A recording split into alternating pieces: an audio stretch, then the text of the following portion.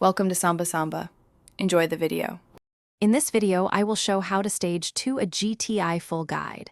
Begin by backing up your ECU and documenting current bolt torques.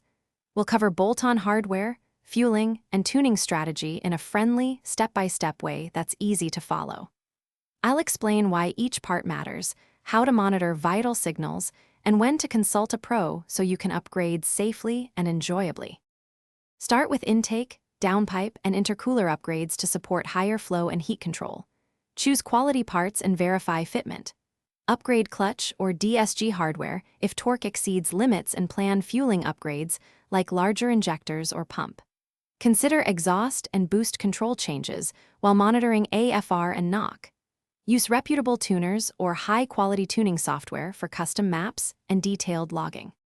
Software tuning should start conservative, with staged maps and safety targets for timing and boost.